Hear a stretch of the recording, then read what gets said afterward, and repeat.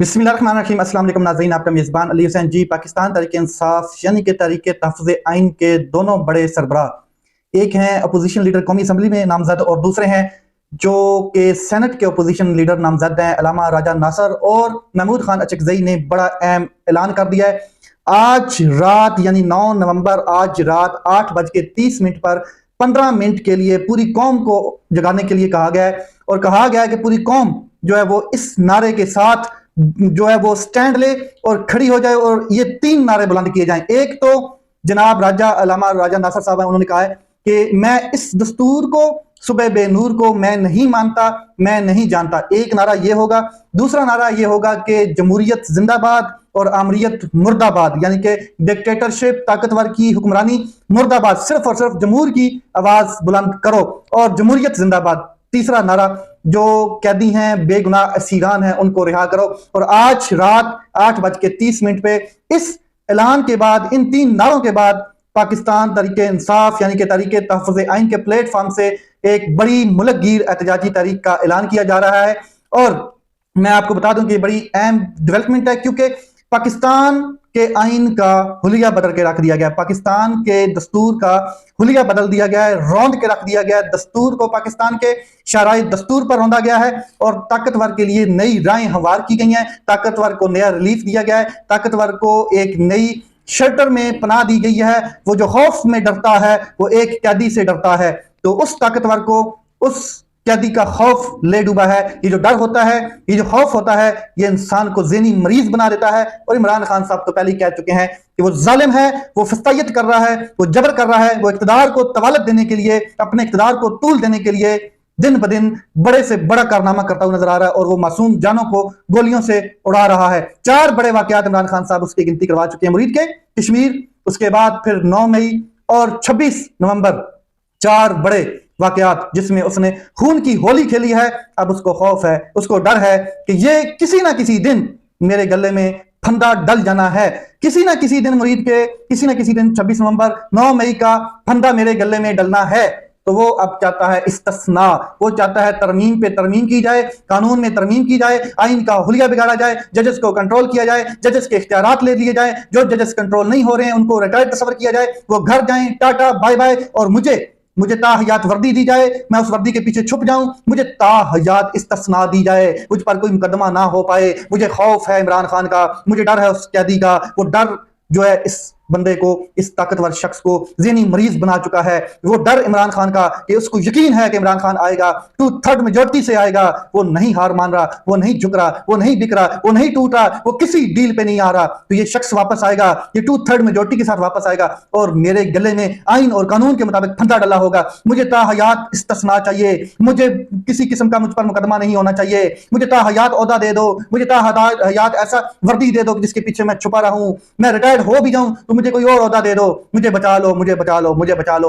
मैं उस कैदी से डर रहा हूं। ये जो डर है ना, ये डर इसको अब जीने नहीं देगा, किसी हालत में जीने नहीं देगा। भले ही 26वीं आईनी तरमीम हो जाए, 27वीं आईनी तरमीम हो जाए, 28वीं आईनी तरमीम हो जाए, कब तक कबूतर आंखें बंद करके बैठेगा कि बिल्ली चली गई है? बिल्ली मौजूद है, बिल्ली तो नहीं गई है। आपने आंखें बंद की हैं कबूतर साहब, तो इमरान खान मौजूद है। इमरान खान खड़ा है, डट कर खड़ा है और अपने वक्त का इंतजार कर रहा है और अल्लाह पर भरोसा करके बैठा है। तो बड़ी तारीख का ऐलान किया गया, तो उससे क्या होगा मैं आपको बता देता हूं कि एक तो आपको मिशन नूर याद है कि अजान दी गई थी और सबने अपने हक पर आवाज उठाई थी, अल्लाह को पुकारा था। इसी तरीके से ये तहरीक तहफ़्फ़ुज़-ए-आइन के प्लेटफॉर्म से इस दस्तूर को मैं नहीं मानता, सुबह बेनूर को मैं नहीं मानता, ये है वो नारा। और जमहूरियत जिंदाबाद और आमरीत मुर्दाबाद। बल्कि 27वीं आईनी तरमीम सेनेट में पेश की जाती है आजम नजीर तारड़ की जानिब से और फिर वो 27वीं आईनी तरमीम जो है उसका ड्राफ्ट सबके सामने रखा जाता है। बहुत से कॉम्प्लिकेशंस हैं, बहुत सी चीजों में रद्दोबदल की जानी है। तकरीबन 48 आर्टिकल हैं, 84 आर्टिकल्स, जिनमें मुख्तलिफ किस्म की तरमीम तजवीज़ मौजूद है। और कॉन्स्टिट्यूशनल कोर्ट पे बात करेंगे। 2 अहम तरीन चीजों पे आज मैं आपके सामने बात करने जा रहा हूं। एक, अगर अदलिया में उखाड़ पिछाड़, अदलिया को जिस तरीके से लमलेट किया गया है, अदलिया के जैसे पर काटे गए हैं, मजीद दांत निकाले जाएंगे अदलिया के, मजीद अदलिया के इख्तियारात फारिग कर दिए जाएंगे। जो जजेस कंट्रोल नहीं हो रहे, कौन से जजेस हैं, उन जजेस के लिए अब रास्ता निकाला गया। Justice Ayesha Malik, justice Munib Akhtar, justice Athar Minallah, justice Mansoor Ali Shah, justice Mohsin Akhtar Kayani, justice Arbab Mohammad Tahir, justice जो एजाज इजहाक साहब हैं, जस्टिस समन रफत साहिबा, ये ऐसे जजेस हैं जो कंट्रोल नहीं हो रहे, इनको कंट्रोल किया जाएगा। उसका भी इस पूरे के पूरे 27वीं आईनी तरमीम में पूरा बबलू बना लिया गया है। अब ये पपलू जो बनाया गया है, लॉलीपॉप, ये मैं आपके सामने रखने जा रहा हूं। सुप्रीम कोर्ट में अलहदा नई वफाकी आईनी अदालत, फेडरल कॉन्स्टिट्यूशनल कोर्ट कायम करने की शिक आ गई है जनाब। वफाकी आईनी अदालत का सदर मकाम इस्लामाबाद होगा। चीफ जस्टिस वफाकी आईनी अदालत की मुद्दत मुलाजमत 3 साल होगी। वफाकी आईनी अदालत के जज 68 वर्ष की उम्र में रिटायर्ड हो जाएंगे।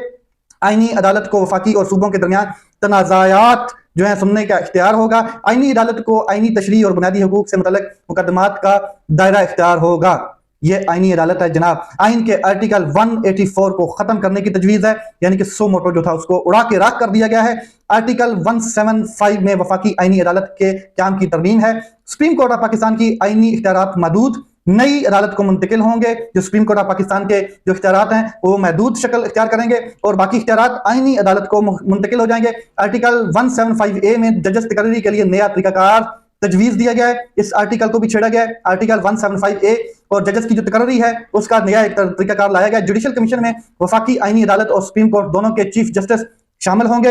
वफाकी आईनी अदालत और सुप्रीम कोर्ट के फैसले एक दूसरे पर लाजम नहीं होंगे, आईनी अदालत और जो दूसरा सुप्रीम कोर्ट के।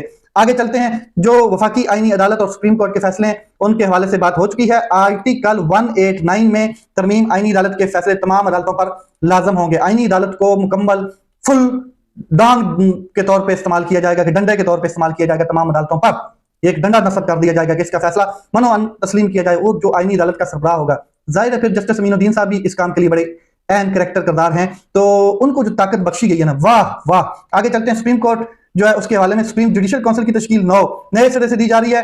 दोनों अदालतों के चीफ जस्टिस बतौर अरकान होंगे। आगे चलते हैं जनाब, ये अदालतों के पड़खच्चे उड़ा के रख दिए गए हैं। और इसमें एक चीज और है कि जो शख्स, जो जज आईनी अदालत में लाया जाए और वो जज इनकार कर दे या उसकी तकरीरी की जाए आईनी अदालत की जानब और वो इनकार कर दे, चाहे वो सुप्रीम कोर्ट का जज है, चाहे वो इस्लामाबाद हाई कोर्ट का जज है, तो वो रिटायर्ड तस्वर होगा। अब इसका जो निचोड़ निकाला गया वो ये है कि जस्टिस मंसूर अली शाह, जस्टिस मुनीब अख्तर साहब, जस्टिस अतर मिनल्ला, जस्टिस आयशा मलिक ऐसे जजेस हैं जो आईनी अदालत में जाने के लिए तैयार नहीं है।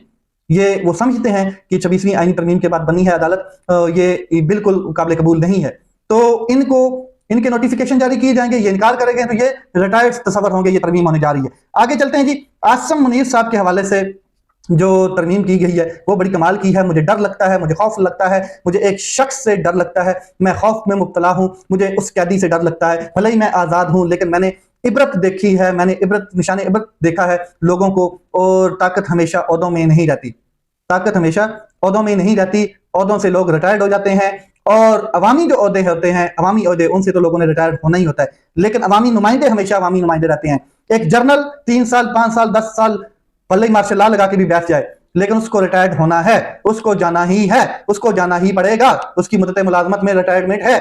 लेकिन एक अवामी नुमाइंदा 100 साल बाद भी अवामी नुमाइंदा है, एक लीडर 100 साल बाद भी लीडर है। वो कब चाहे, जब चाहे अवाम की 2/3 अक्सरियत लेकर आए और प्राइम मिनिस्टर बन जाए, दुनिया की कोई ताकत उसको नहीं रोक सकती डेमोक्रेसी में। तो आर्मी चीफ को जो एक नया ओहदा सौंपा गया उसके हवाले से मैं आपके सामने रखता हूं। आर्टिकल 243 में तरमीम, chairman joint chief of staff committee का ओहदा खत्म कर दिया गया। जो अभी इस टाइम सैयद शमशाद मिर्जा साहब मौजूद हैं माशाल्लाह, वो 9 जो इनका अभी लास्ट चल रहा है नवंबर का महीना, इसमें उनकी तकरीरी मौजूद है। इसके बाद वो ओहदा खत्म हो जाएगा।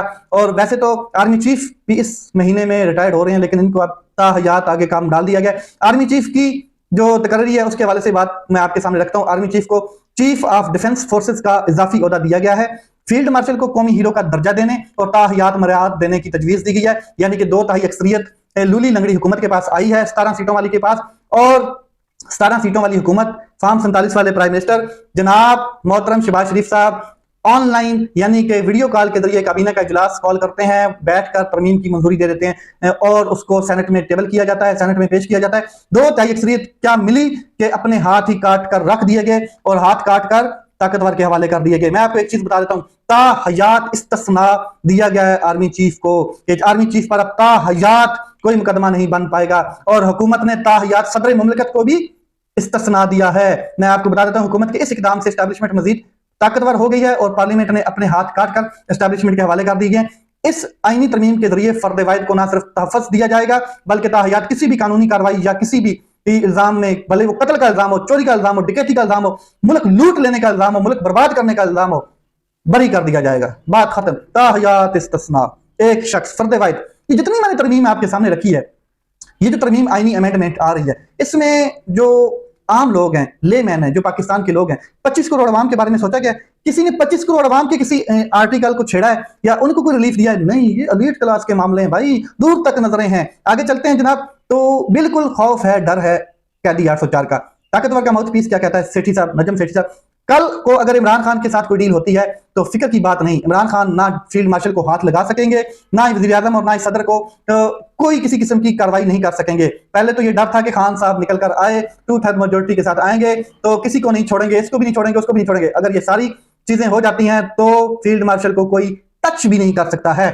यही तो चाहता था वो शख्स कि मुझे बचा लो, मुझे बचा लो। अब फील्ड मार्शल साहब को कोई हाथ नहीं लगा सकेगा। अब अगर इमरान खान इलेक्शन के जरिए आ भी जाएं तो कुछ नहीं कर पाएंगे, 2 ताई तो लेने नहीं देंगे। अब डील भी रोक हो सकती है क्योंकि सब अपने आप को इस्तिस्ना दे रहे हैं। अगर इमरान खान आ गया तो ये हो जाएगा, अगर इमरान खान आ गया तो वो हो जाएगा, वो वापस आएगा। इस डर से, इस खौफ से इनको नींद नहीं आ रही, वो वापस आएगा। वो कह रहा है कि मैं वापस आऊंगा, उसको पता है कि अल्लाह मुझे वापस लेके आएगा, उसको यकीन है, कामिल ईमान है। और ये डर, ये खौफ किन लोगों के अंदर चला गया है? जो ताकत के बड़े बड़े पिलर समझे जाते हैं। तो इसलिए ये तरमीम कर दो, वो तरमीम कर दो, ये कानून बदल दो, वो कानून बदल दो। कुल मिलाकर कहानी ये है इतनी सी कि इमरान खान वापस आएगा। अब ये उनका कामिल यकीन बन चुका है, उनको पता चल चुका है। फील्ड मार्शल को जिंदगी भर का इस्तिस्ना इस वजह से दिया गया है कि हम अपने हीरोज को सेलिब्रेट करते हैं और करना चाहते हैं। मुस्लिम लीग नून कह रही है। तो मैं हीरोज के बारे में बता देता हूं। परवेज मुशर्रफ ने भी 17वीं आईनी तरमीम के जरिए इख्तियार हासिल कर लिया था कि वो बतौर सदर किसी भी वक्त वज़ीर आज़म को हटा सकते हैं और असम्बली तालील कर सकते हैं। मुशर्रफ आइन में तरमीम करके एक ही वक्त में आर्मी चीफ और सदर भी बन गया था, लेकिन फिर नतीजा क्या निकला? मुशर्रफ खत्म, शुद्ध हो गया और निशान इबरत बन गया। मुशर्रफ का इंजाम ज़हन में रखें। और बाकी ताहयात इस्तिस्ना वाले भी अल्लाह से ताहयात इस्तिस्ना मुरीद के वाले वाक़े में भी नहीं ले पाएंगे, 26 नवंबर के वाक़े में नहीं ले पाएंगे, 9 मई के वाक़े में नहीं ले पाएंगे अल्लाह से इस्तिस्ना ताहयात, और कश्मीर के वाक़े पे भी नहीं ले पाएंगे। जिसको ये गलत फहमी है कि वो तरमीम से अवाम के गज़ब को टाल लेगा, बचा लेगा।